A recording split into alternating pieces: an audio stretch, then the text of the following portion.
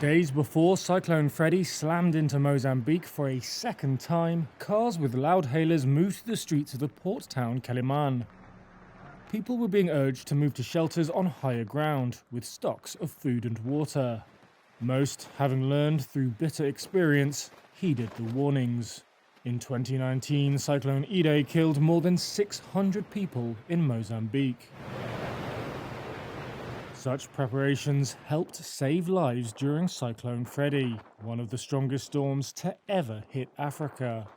Mozambique has so far recorded 76 deaths. That's a relatively low toll compared with previous such disasters. It's a different story across the border in Malawi.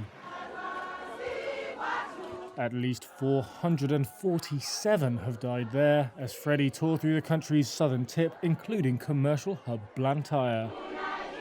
Residents say they also received warnings, but that they were inconsistent and often went unheeded. Many said they did not know where to go if they did leave their homes. Here's Blantyre resident Logosiano Misoya. It was very difficult for people to really understand what was going on prior to this storm. Government sent out the messages, but then nothing happened. Some did not receive the warnings. The first they knew they were in danger, they said, was when they saw water and rocks pouring down the hillside towards their homes. Officials in Malawi's Disaster Management Affairs Department did not immediately respond to queries on evacuation orders and whether shelters were set up before the storm hit. And there were other factors. Deforestation in some areas has weakened the soil, creating the conditions for landslides. Rapid urbanization is creating unplanned shantytowns that are vulnerable to the destructive power of storms. Scientists predict such tropical storms are only going to get stronger due to climate change driven by the burning of fossil fuels.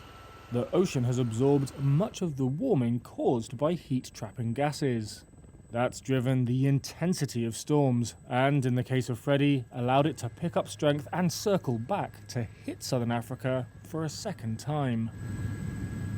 In the success of Mozambique's early warning system, there lies a lesson that could mean the difference between life and death.